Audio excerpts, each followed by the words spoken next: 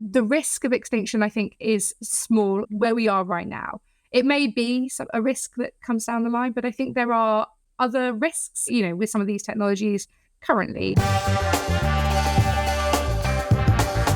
So we have finally reached the crescendo of this incredible, thought-provoking series. Kerensa and I have had an absolute ball doing this 5-part collective of amazing conversations with some of the UK's top thought leaders within this space. So we had to end on a bang. Sara El-Hanfy is the head of artificial intelligence and machine learning at Innovate UK, also an advisory board member for UK Parliament and an advocate for diversity in STEM and digital inclusion. In this episode, we discuss the fundamental societal and business consideration in relation to the evolution of AI technology. We discuss things like ethics, AI in education, and also UK government policy and where the UK sits on the global stage. As somebody who's very well versed in this matter, Sara gives us her advice, or gives her advice to businesses looking to incorporate AI into their processes and product sets. This is such a fitting way to end the series. Sara is fantastic. Kerensa's on top form. I think you will love it. It's Sara El-Hanfy.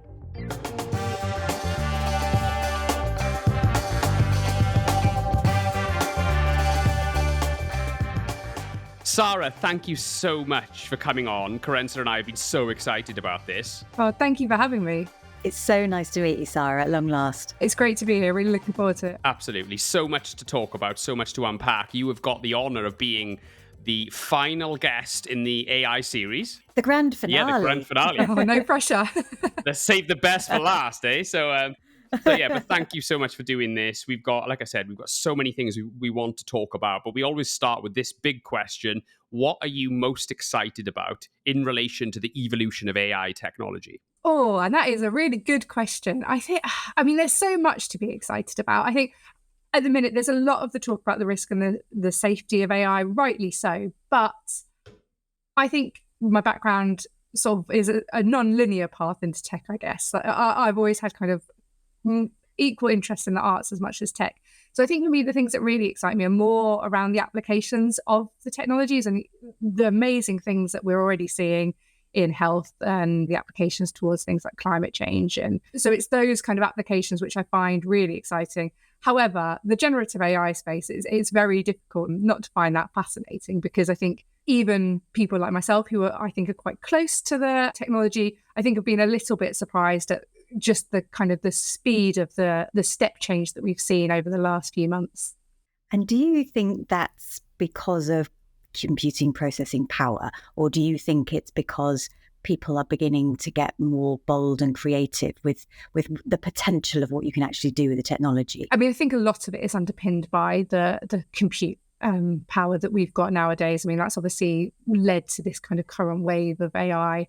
But I think that kind of industrial research that's focusing on it is definitely, leading to kind of people trying new things and trying new techniques. And I think once you have one kind of lab concentration or something, it's encouraging more people to sort of crowd into that space. And that, I think, it's almost that competition, isn't it? And that research from multiple angles that kind of raises the bar and encourages new discovery. Exactly. And I just think it's almost like the democratization of technology through a different means, isn't it? So many people now can have these tools at their fingertips. Before, they were probably unaware that AI was in their lives through so many of the technology they interfaced with, but now they can actually have it and they can control it. And that is incredibly exciting. And I think it's really opened the conversation a bit more, because like you say, I think there was a lot of AI that was being used day to day anyway. And I think society at large probably didn't really understand that or appreciate that. And I think one of the really positive things about things like ChatGPT is actually it's really raised awareness of people of kind of what these systems can do, but also, open that conversation about kind of risk and harm and how we want them to be deployed. So I think that's a real positive, that actually more people kind of grasp what AI is and then are starting to have conversations about that. I mean, I know in my friendship group, constantly having chats about AI. You can't escape it. It's constantly the topic of conversation.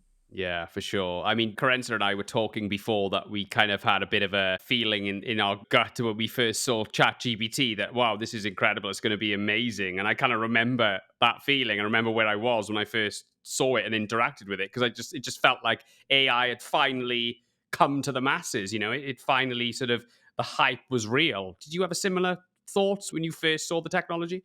Yeah, I think it was difficult not to be impressed by ChatGPT, but also the DALL-E, the image generation as well. I think it definitely, like I said, was kind of like I think it took everyone a little bit by surprise that we'd kind of taken that step up as quickly as we had. For sure. So for the listeners who may not know much about yourself and Innovate UK, can you give us a little bit of a potted history of Sara and maybe a little bit about Innovate UK and the purpose of the organisation as well? Yeah, of course. So I'm head of AI and machine learning at Innovate UK, which is the UK's innovation agency, and I'll talk a little bit more about who we are and what we do in a moment. I'm also on the advisory board of the all-party parliamentary group AI. I'm an RSA fellow and I'm also a mentor. So at the minute, I currently mentor in support of the 10,000 Black Interns programme. Innovate UK is part of a larger organisation called UK Research and Innovation. So Innovate UK has been going for a long time, as have the research councils, but we've all been brought together under this umbrella organisation, which strives to create knowledge with impact. So we're funded by DSIT, the Department for Science, Innovation and Technology, to the tune of about £7 billion a year. And we operate across the whole of the UK. But while the research councils fund different research elements, so from arts and humanities to engineering and physical sciences, Innovate UK is very much focused on supporting business-led innovation. So helping to drive productivity and economic growth, supporting businesses to develop and realise the potential of new ideas, including those that come from the research base, but not exclusively. So we do that in a number of ways. So probably the bread and butter way that most people know Innovate UK is through our investments. So traditionally, we've provided grant funding to organisations, but increasingly we've diversified that as well through innovation loans or investor partnerships. So bringing our funding together with investors to sort of crowd that cash and knowledge into organisations at an earlier stage than they might otherwise get investment. But we also want to create that vibrant and successful innovation ecosystem. So that's through involving organisations and providing the business support that they need from parts of our organisation like Innovate UK Edge, and also connecting them with the wider ecosystem through our Innovate UK KTN or Knowledge Transfer Network. And then finally, we sort of see ourselves as kind of inspiring. So basically creating that shared vision that the ecosystem and innovators in the UK can get behind, producing strategies and roadmaps for priority sectors and technologies. So what's your day-to-day life like, Sara? Walk us through like your average working weeks. What sort of thing lands on your inbox? Oh, it's fascinating, actually. I think when I took the job, I was really excited that because I'd come from the private sector, so very much working on specific projects or advising specific clients. And I was always quite interested when I took the job at that kind of macro level, being able to see what was going on across the whole of the AI ecosystem. So I sit in a team where I look after AI in a non-sector capacity. So I'm not focused on, one specific sector, which is challenging because one day you can be talking about AI in healthcare and then you can be talking about generative AI and then a completely different sector. So sometimes it's a bit confusing about, where are we doing, what are we doing, what are we talking about?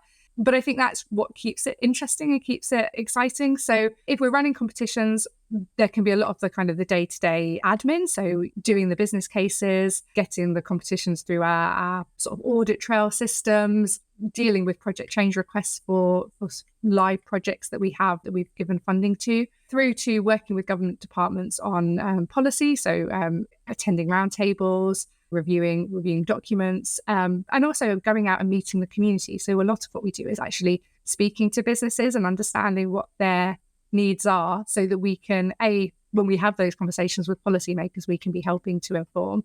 But also when we're designing our competitions, we're designing something that's fit for purpose and actually going to have an impact and benefit the communities that we're trying to benefit. I see us very much as that conduit of doing stuff for the businesses in this space, and we can have opinions about what we think is needed, but we're never going to actually design what we need unless we're speaking to them and using their knowledge to inform that process. It's probably a good moment to talk about Bridge AI, isn't it? You've just launched it. It must be so exciting.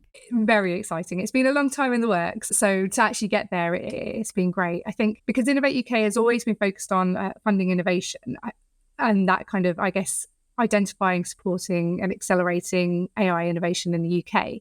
But when the recent government innovation strategy came out, we had more of a remit as Innovate UK to focus on adoption. And I think for me, that's feels the area in the UK that actually we've got a world-class research base. We've got lots, really thriving startup ecosystem, but actually the pace and scale of adoption could be faster. So the Bridge AI program is really there to do just that, to stimulate that adoption of AI into a number of key target sectors. So we're targeting agriculture, construction, transport and logistics, and parts of the creative industries.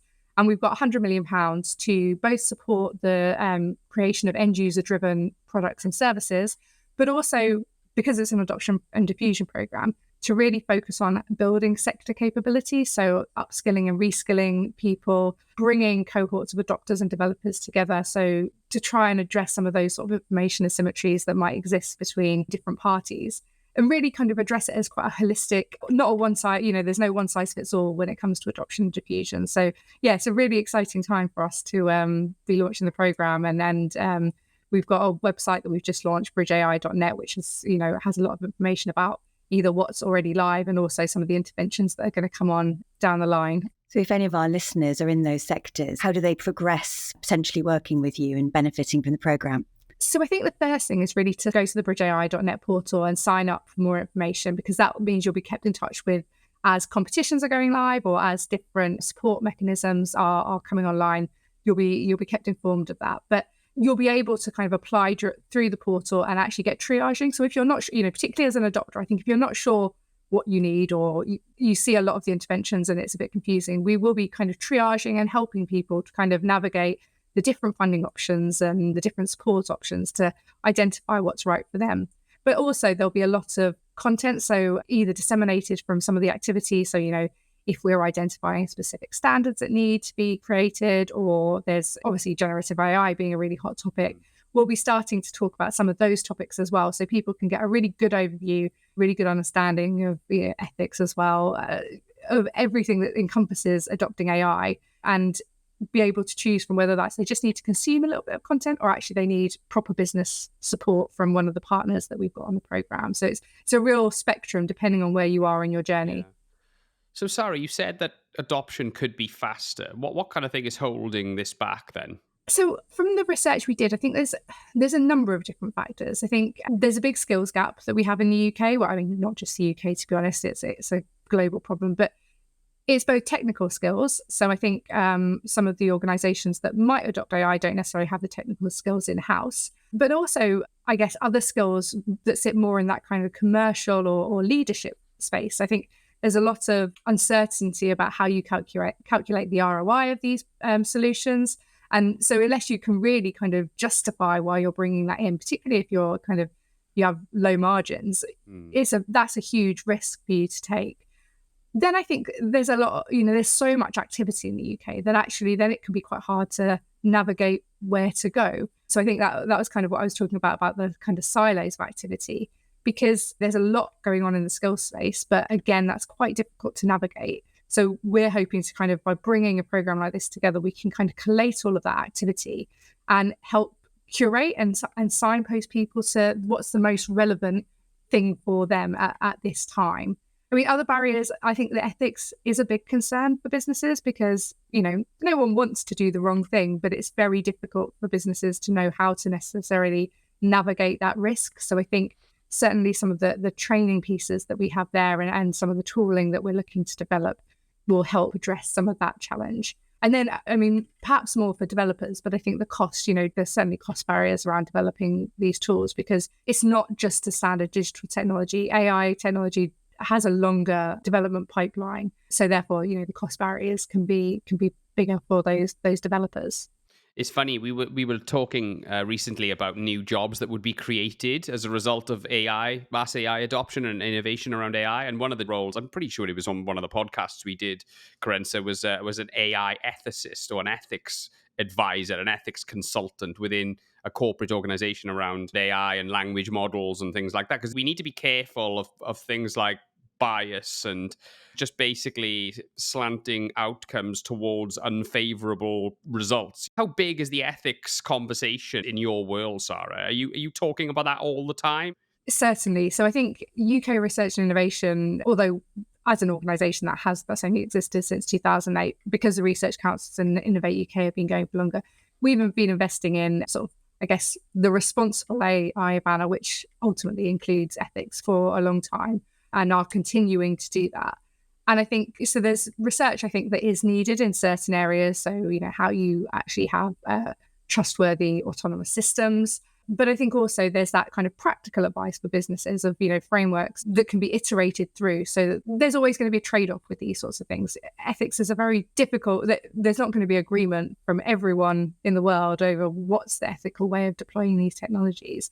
But I think it's ensuring for businesses, it's ensuring that you thought about something in the broadest context. And particularly, I think it's Dame Wendy Hall always says, if it's not diverse, it's not ethical.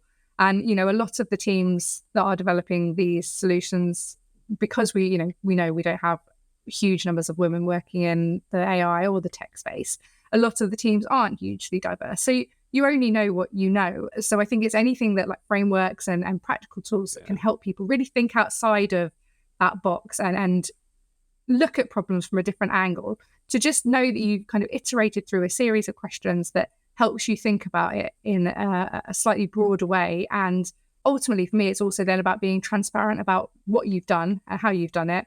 And then people can make an informed choice. I think that for me is kind of the key to this kind of practical approach at the moment, is kind of just, iterating through a series of questions and thinking more broadly about topics. When you speak to businesses and they confide in you about their worries, whether it's about how to apply thinking around ethics or whether it's about how to actually apply automation in their businesses, what are the sorts of worries and concerns that they raise with you when you're going to a lot of events, you're going to a lot of roundtables, you're convening a lot of people? Just interested to see the kind of themes that are bubbling up when they talk to you. The awareness has certainly raised, because I remember when I was doing computer science, there was no ethics module or anything like that, which I think that situation is changing a lot. But so I think there's either kind of just not feeling like they really even know where to start, certainly on maybe the more the developer side, or I think it's that risk of, what am I opening myself up for? What am I going to be liable for if I'm implementing these technologies and I don't know how to implement them ethically? What does that mean for me and what does that mean for my business? And I think it's that uncertainty that leads to sort of inaction, even if you think actually this could be quite revolutionary for my productivity, or it just almost becomes quite paralyzing for businesses. I just wanted to ask you about your government advisory stuff. And the question I've got for you is, how does the UK fare on the global stage in terms of policy and regulation around AI? The UK has a really long history in AI. And as I said before, we've got, really strong academic heritage. We've got, great innovators in this country.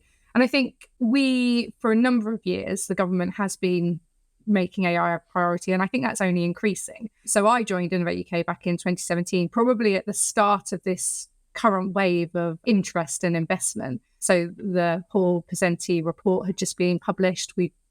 Then the sector deal kind of followed up, so £1 billion to, I guess, take forward some of the recommendations from that sector deal. But we've since had the National AI Strategy, which I think is, even though that was pre this kind of generative AI sort of boom that we're seeing now, I think that was a really important document, 10-year plan to build on our existing strengths and really make the UK a global AI superpower. And I think it was written in such a way that it actually had that sort of broad framing of the challenges. So even though we've now had this kind of, real generative AI explosion, I think that document is still really valid and really has that good balance between how do we unlock potential and not risk losing the innovation that this technology presents, but alongside kind of balancing with the risks. So I think even though we're seeing, more conversation about risk and more conversation about AI safety, for me, I think that was always in the government policy, that clear balance between the two things. So I think the positioning is,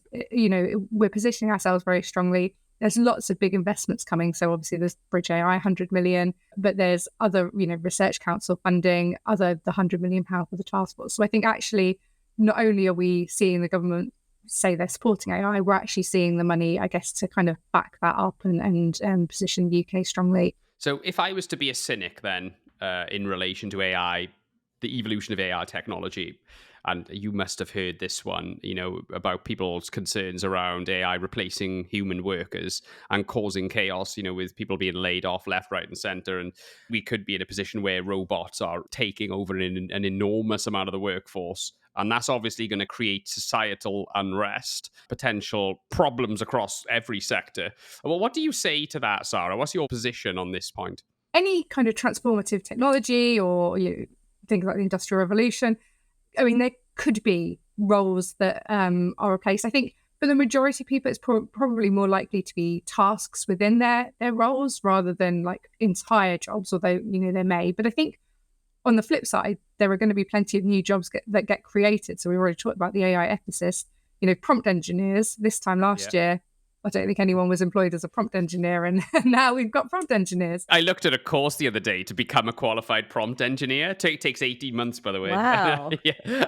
I'd love to do that. It'd be a great thing to tell your mates down the pub, wouldn't it, But after 18 months, there'll be another 3 or 4 new That's technologies springing up and taking over. So, I mean, yeah, with a different job. The curriculum will be entirely out of date. Yeah, that's true. Yeah. So I guess while I think there is that risk of, displacement of, certain tasks and some roles, I think for me, there's always two things. Firstly, that these are technologies that are designed and deployed by humans. So actually, business owners, society at large need to be talking about actually what do we want to see? How do we want the future of work to look like? I think that's a really important conversation.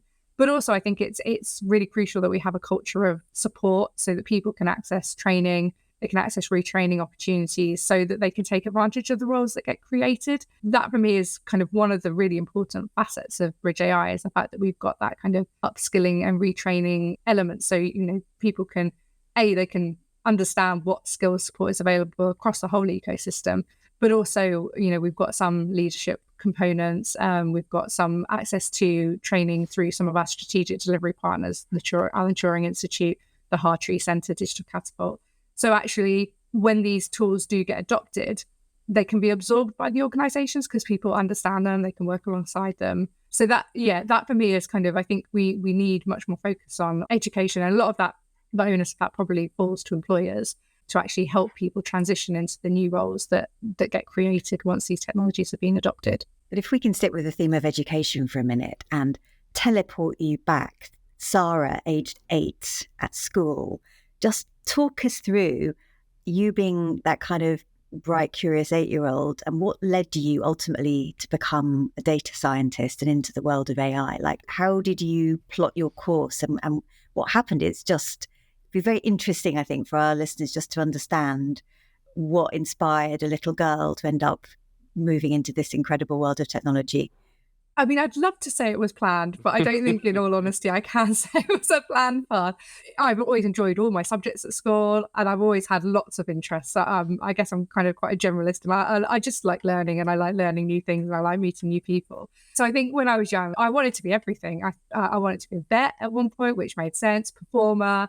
I wanted to go into PR. At one point, I wanted to be a mechanic, which I don't think I really ever understood why, because I'm not a petrol head, and I never have been. So I don't know where that one came from. But so it wanted to be so many things. So I think when I was kind of going through the path of your GCSEs and your A-levels, I just picked on things I enjoyed. That was my kind of main strategy. There was never a kind of a career path. And actually, I took more art subjects. So my A-levels were history, English literature, and information technology, which I guess I don't think they really do that anymore. So I'm showing my age, but it was more the essay kind of based side of computing, I guess. I wanted to do a history degree. But when I was doing my A-levels, I just suddenly felt that actually computer science would be quite fun. And the more I kind of sort of started delving into the prospectuses and, what the course content was, the more I got quite excited about it. So I started to explore whether it would be possible for me to do. Obviously, I hadn't set myself up for the greatest success rate, because a lot of universities want you to have done Maths A-level to do, or at that point in time, you had to have had a Maths A-level to do computer science. But there were some reputable universities that didn't think that. They felt that they could teach you everything you needed within the course. So I ended up at Swansea University doing computer science, and certainly at that time it was one of the top computer science courses. I think it still is, isn't it? Swansea still got I an haven't checked the reputation. latest, so I didn't want to. Great university by the sea, lovely.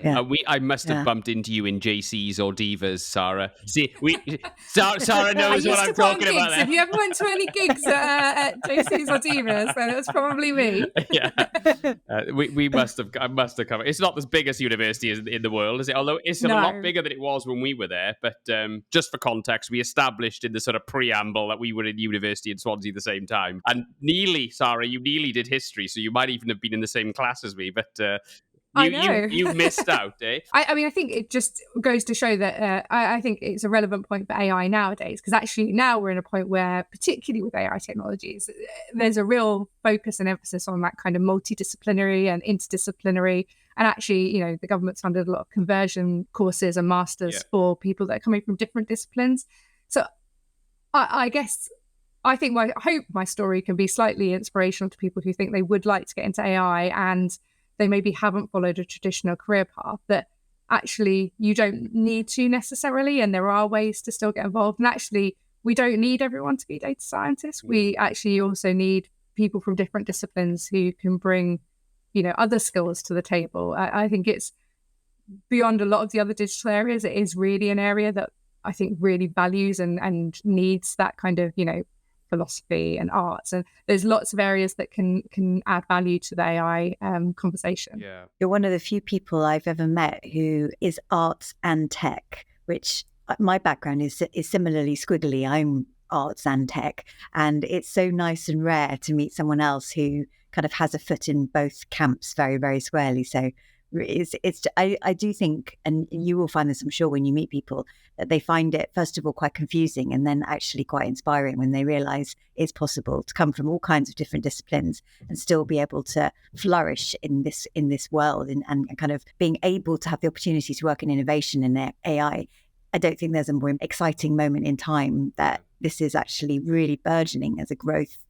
And the revenue streams and the potential economic output that will come from this is just incredible to visualize, isn't it? 100%. And I think the more we can encourage people to consider it, you know, if it is interesting to them, you know, you spend so much time at work that you want to do something that kind of excites you. So if it is exciting and you just think you've maybe done the wrong degree or taken the wrong career path up to now, I think it's just important to think that actually you can pivot. There's always ways to explore things. It's just kind of, you know, reaching out to the right people, having conversations and understanding, you know, what your little next step might be that ultimately can, you know, I'm a firm believer in, taking small steps and ultimately then where do you get to in the long term? So guys, can I ask us really a question I should have asked at the beginning? Do you guys actually know each other? Because your worlds are quite similar, aren't they? I couldn't remember, Kerensa, if you knew Sarah. You haven't met, have you? We haven't. And the thing is, I have been wanting to meet Sarah for a while because I think we go to quite a few of the same sorts of things, but we haven't actually met in person. So this is actually our very first conversation. But we know a lot of the same people. And Zoe Webster, who leads data science for the whole of BT, she works alongside me here. I'm director of data platforms. And Sarah used to work with her in her previous role, so we have Zoe in common. It is very surprising we haven't met so far, but we're going to remedy that and meet in person soon. We will. You should do, because there's a lot of crossover, I believe, just from the stuff you're saying, Sarah. So yeah, but look, can we stay on the subject of education for a minute, because I think this is a really big one. One of the most sort of profound things that we've spoken about on this series is basically around education and how we can embrace AI technology for the betterment of teaching people in the education system. You know, there's a bit of controversy around students handing in essays straight out of ChatGPT, straight into the inbox of their tutor. I suppose the question I've got for you, Sarah, is if I am a student and you've set me an assignment and I've maybe used ChatGPT to put together 60% of that assignment, but actually put my own spin on it, handed it in, and it was really good. Have I done something wrong? What's your take on that? Firstly, if you're a student and you've put your question in, your prompt into ChatGPT and you've handed it straight in and you've not read the output, then that can't be a good thing. Yeah. Because, you know, we know there are hallucinations. We know there is, misinformation, incorrect facts that come out, for sure. pure nonsense does come out. So, firstly, for me, it's a really good prompt for, brainstorming or helping to get structure. And I think actually for maybe people who writing's not their strength, actually it can be really helpful as a tool. So I'm kind of mind that, yes, we don't want people to just kind of put something in and spit something out and give it, but it kind of feels like a tool that should be embraced. And actually, how can we encourage people to learn about these technologies and have things that it's kind of like, well, why don't you use ChatGPT to do X? And then when the outcome of that comes, use that as your base and start to work with it. Because for me, it feels like a missed opportunity to not get people engaged with these new technologies if we say, oh, you just can't use them full stop. But actually, if there's real benefits of them and they're tools to either help people who might struggle without it or to kind of get people to think about it in a different way, for me, it's like another type of literacy. So we don't want to abandon everything we do to date, but actually we probably don't want to ignore these things either. And there could be, real benefits from kind of finding that middle ground. Yeah, no, I agree. I do think it has an enabling possibility as well for people who might have, let's say, dyslexia or ADHD, different neurodivergent characteristics. It actually could help give people different types of opportunities. And we don't yet know the full gamut of what those opportunities might be. But it's interesting to think of how could this be used as a tool to enable both diversity and social mobility, actually. Yeah, 100%. I completely agree with that. And that's why it feels like it's such early days that surely we should be trying to find combinations and try things out and see what works and see what doesn't work. Sara, just changing tack a little bit and thinking about society's problems. I mean, we touched there on social mobility and diversity and some of the things that society would like to try to address. What are the other kind of exciting projects and programs that you've come across during your work that you might like to just kind of spotlight for us, just to bring to life how people are using AI in creative ways to help solve problems? We funded a huge portfolio at Innovate UK and across the research councils as well. I think some of the really interesting projects that we funded, we funded so many individual companies that it's really difficult not to be excited by. I think I'm in a very fortunate position that I actually see the innovations and the different innovations. I remember one project we funded from a company called Pimlock was particularly exciting. So it was around the time of, GDPR just kind of really coming to the fore, and lots of those kind of question marks about, how do we respond to these inquiries if people want to kind of have their data redacted or removed. They developed a really interesting tool that from videos, it could redact people's faces. So if someone requested a freedom of information request about themselves and then video content, it could give them all the data on them, but also redact everyone else from the video content. So yeah, really, really interesting application of kind of, computer vision and facial recognition. So that was one that I always remember because I think, it was such a very timely, they had like their kind of use case, but actually realized that there was a much more, I guess, economically viable use case in the GDPR space, but also that's gone on to have huge value for security, so defense and policing sort of implications. So I think it's really nice to see kind of a company identify really, a strong technology, but then kind of be able to navigate where they thought it would be a really good fit to where actually there was a real market for that and finding the market. One of the other programs I was involved in, which was really interesting, was all around using AI for accountancy, legal services and insurance. And so that it was kind of about how do we encourage those sectors to use more AI, but also how do we enable them to do that in a responsible way so they understand the privacy and security of the data. And one of the projects we ran was a data access innovation lab and follow-on funding. So really bringing together adopters in those sectors, developers, regulators, academics, to try to create solutions that would enable the sharing of that data or the access of that data, not necessarily sharing in the traditional sense, to enable the AI solutions to work, but to ensure that actually it was done in a sort of responsible and ethical way. And that was really exciting. Funded a number of projects out of that, which are probably a bit too early to see the impact. I think that's sometimes the exciting part of Innovate UK is you see these ideas at their really nascent stage, but actually it can take a number of years before we see, those big kind of big Series A, Series B, or acquisitions, or, you know, the real kind of market value that comes from them. So I think we kind of enter quite early doors. And so it takes a lot of time to actually see some of the projects come to fruition and the companies really come into their own. But it's at that vital stage, at the point when someone has an idea and has the kind of the audacity and the daring to say, actually, I really want to kind of mortgage my house on this or put all of my savings into it. Entrepreneurs are some of the most passionate, driven people you can meet. And to give them the opportunity to help make their idea fly, it's such a precious gift what you do for the United Kingdom. I mean, so many small businesses have got the lift they needed because of the help you're giving. So even if, you know, as you say, you can give them that little lift and it will take some time to see through the impact. The fact that you've been able to give that opportunity is genuinely life-changing for an awful lot of people. That is really satisfying, because I think, you know, there have been examples where people they've been working in their sort of evenings and weekends, holding down full-time jobs to start the sort of the kernel of an idea. And just such small amounts, really, small amounts of funding can make such a huge difference that actually, you know, another company that always springs to mind, their story is Sensat. They map infrastructure.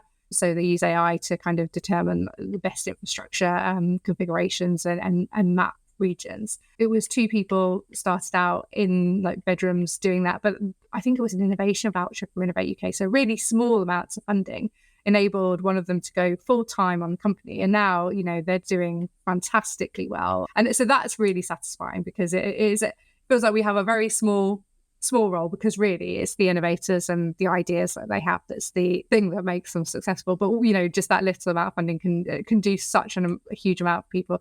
It's just a shame we can't fund more. Sometimes you see the projects that come through and you just wish you could fund more than we actually can. But obviously, you know, as with everything, there's always a finite amount of money.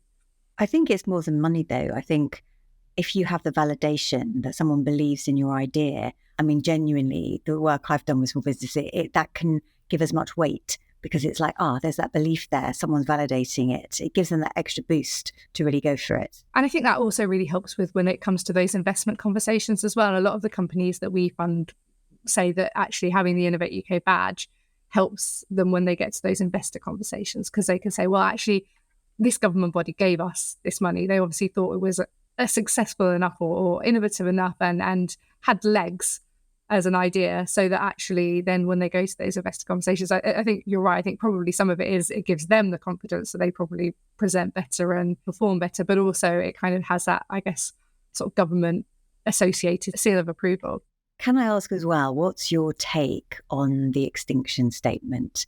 Do you have a point of view on that? I think for me personally, the risk of extinction, I think, is small where we are right now.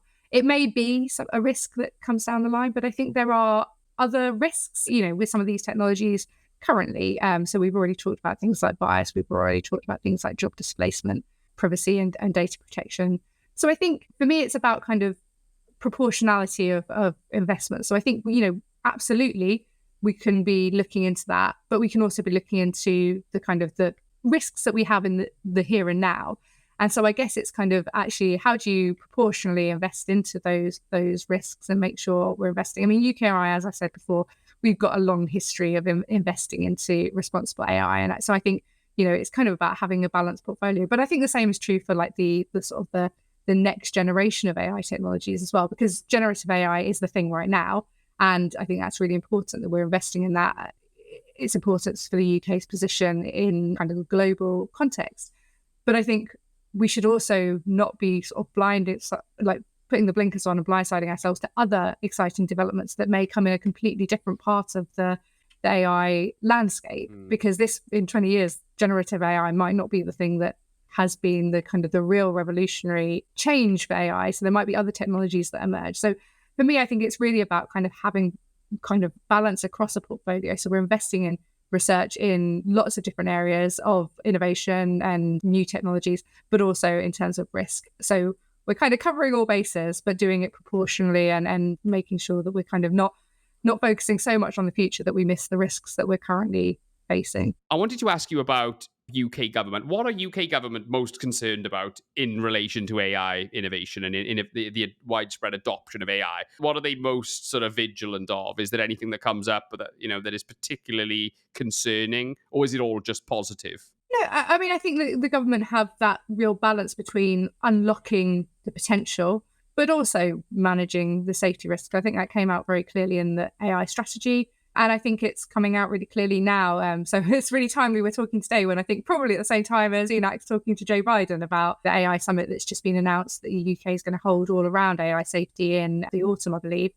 But also actually how we work with international counterparts like the US and like the EU to ensure that it's, because it's not something the UK is going to address solely. It's something, AI doesn't have borders. So it needs a global agreement and global solution to some of the challenges. Yeah. So I think the government has been very clear for a long time that there's innovation and balance between safety and innovation. So whilst we're investing very much in encouraging the adoption through Innovate UK's Bridge AI programme, we're also, the government's also putting £100 million into the AI Foundational Models Task Force, which has kind of safety at its core. Yeah. So I think it's that nice balance of, how do we not miss the risk? There's a risk if we don't adopt these technologies and a risk if we don't innovate, because they obviously have potential economic and societal benefits, but there's also a risk if we don't do it responsibly and safely. So I think it's trying to find that balance, which I think is what the government's sort of striving for and comes out very clearly in the policy.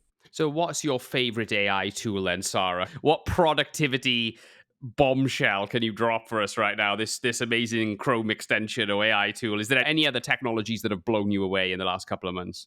I mean, so it's probably really sounds quite mundane when it comes to compared to ChatGPT, but I think some of the transcription tools where you've recorded voice, things, Otter AI is a really good example. That's an American company. So we probably should promote Trint AI, which is a UK equivalent. Trint. TRINT. Okay, Trint AI, yeah. So that's to kind of, if you've had a meeting, it can take those notes and transcribe it for you. My other half uses it a lot because he works as an editor and a journalist. Yeah. So, that for him is like... Oh, it's incredible. Whenever he used to do the interviews beforehand, he'd always complain about having to do his transcription, whereas now he just sets it up, leaves it running, plays Zelda probably, and then comes back and it's all done for him. And, and then he can just write the article up from there. So I think tools like that for me, they're really helpful because, it's just saving time, which is what I think everyone wants to do. Yes. I mean, if we don't end up with some like AI robotic machine that does all my housework for me, I feel like AI investment has not been put in the right place. No, I completely agree. Especially doing the dishes and things like that. That's what I want. Or the ironing. That's my personal hate. Yeah. Oh, I could go on. There's so many things, isn't there? But what productivity advice do you sort of live by then, Sara? If anyone asks you in your team for productivity advice, what kind of tools or habits have you developed that keep you on track and keep you organized? I mean, I live and die by my to-do list. Are you an inbox zero person? I'm not. Oh, right, okay. No. So I live and die by my to-do list. I flag things and it sends it straight through to the to-do list. So then I've got a clear record without having to go back through. And so I zero those. But I don't think I started on the I've been here like 5 years now. I don't think I started on the inbox zero trend early enough. So the historic is it's too much to get on top of now. Yeah. It's always the thing when you start in a new job, if you don't do it properly from the outset, I think it's a losing battle after a certain time. Yeah, sure. So look, going back to sort of the bigger picture AI stuff, what advice do you give to people who are concerned about the impact of AI taking jobs? What do you say to those people, Sara?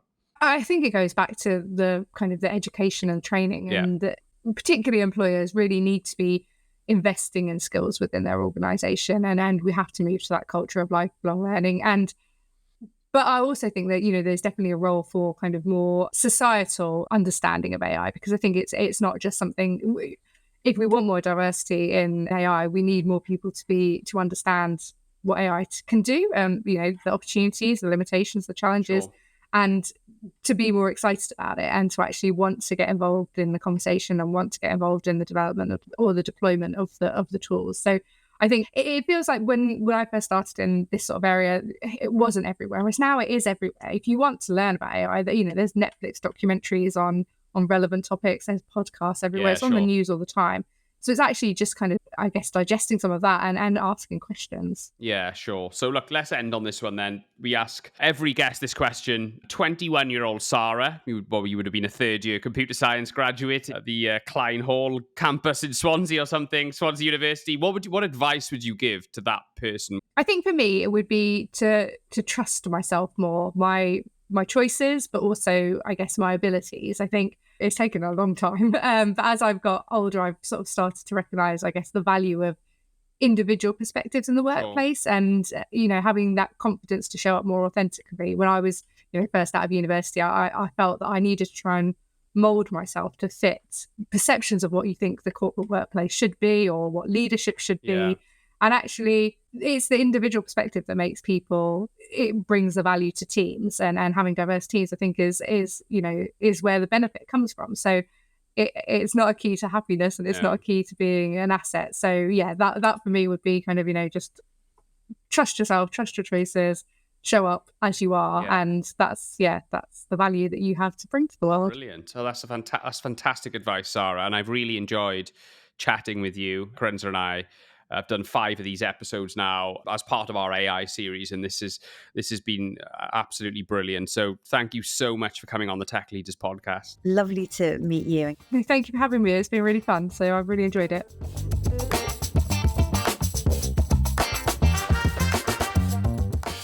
Sara was lovely, Kerensa. I really enjoyed that one. She's very well placed to provide perspective on some of the really serious issues around AI and AI tech adoption, especially around ethics, UK government policy, and assurance. It was a great chat, wasn't it? It really was. And I really loved hearing her stories.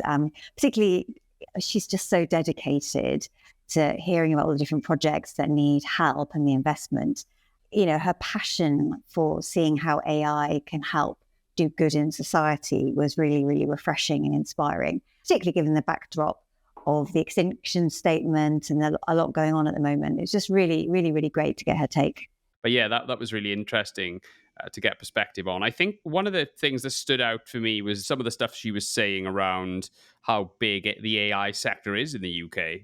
Probably less surprising to you because you're on the pulse of this stuff, aren't you? But I didn't realize how big the AI world is in the UK. Yes, it is. And I mean, actually, my own company, BT, we actually have more AI patents than any other company in the whole of the UK.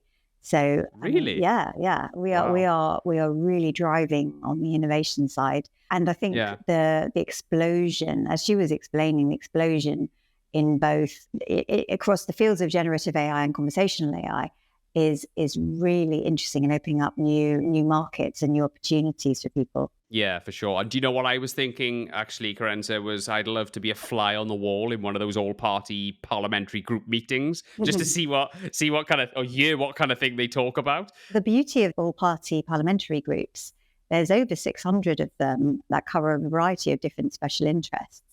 And what they do is they're an opportunity for people in the House of Commons and the House of Lords to listen to expert witnesses and expert advisors. But it's also an opportunity to invite interested parties to hear the evidence. Right. So it is possible to get yourself invited to those. Personally, I'm a speaker and a panelist on a few, and I get to go to a number of them across a couple of different topics. And I always think it's incredibly interesting to hear the expert speakers. Loved it. Brilliant. Thank you so much, Kerensa. You were great again. What a fun series, though. I mean, we put you on the spot and say, what was your favorite moment from the series, Kerensa? Lots of highlights. I've really, really enjoyed it. I'm really quite sad that we've come to the end, actually. I'd like to do some more. There are so many incredible people. Well, never say never, eh? Let me think, my favourite moments. I really did love hearing Priya's journey and her incredible altruistic journey and her entrepreneurial journey is so inspiring. And I really, really loved hearing from Alex, his approach to crediting his co-founder and team workers at university and in his business. Really refreshing because you can get quite a lot of egos in business. And I just found him incredibly refreshing, the fact that he is there trying to make the world a better place. He sort of wore his heart on his sleeve, and I liked that. He's using his extraordinary brain power and the fact that he's able to innovate and to think and to process and think about society's problems and actually come up with solutions. But bundling all that out with a real humility, I think is lovely. And with Katriona, I just really loved the fact that this person who's got this incredible entrepreneurial journey, and now she's like designing the AI future for Scotland. I mean, how amazing is that? Yeah, it is, absolutely. And I have to bring this one up, Kerensa. The story of how she was pitching for investment, and she had that setback with someone saying that she was a woman, and that was a bad thing, and then obviously proving that whole thing wrong, and then just rocking it, and it was just a lovely story. I mean, Katrina's backstory, and obviously working on the Barclays online banking, the first one in the UK, I think it was, and she led that, and it was just that backstory. I know it's not AI based, but it's just a lovely story, isn't it? I just thought that was fantastic. It was a riveting story. And then I suppose with Roger, we got to go get the inside story on what OpenAI was seeking to do. I thought that was my big kind of wow moment in the whole series, is like learning, lifting the bonnet on OpenAI. I thought it was amazing. Absolutely. That was such a coup getting him on. I mean, obviously, it's always a coup getting them all on. But I mean, Roger, especially, because OpenAI are just probably the most in-demand company in the world at the moment. And he was an unusual guy. I loved his communication style. He was very arty, very different, very in a really good way. He did the interview from the Oberhausen Film Festival. How rock star is that? I know. Couldn't have been better. I love that one. It was so good. Kerensa, thank you so much. Such a brilliant series. I've loved doing it with you. Yeah, thank you so much. Thank you so much. I've loved working with you again, and your brilliant team, I should say. They are fantastic. Sure. Thank you so much. It's been a real blast. Thank you.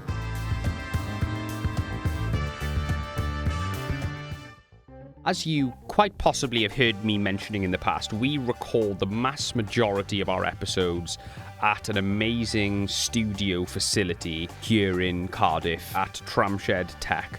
Tramshed Tech is a collaborative community of entrepreneurs and scaling businesses geared towards supporting growth in tech, digital and creative industries across an ever-increasing collection of locations and partner locations, UK-wide and internationally. It really is the perfect place for your business to start up, scale up, accelerate or innovate. Head over to tramshedtech.co.uk or just search Tramshed Tech on your favourite social media platform.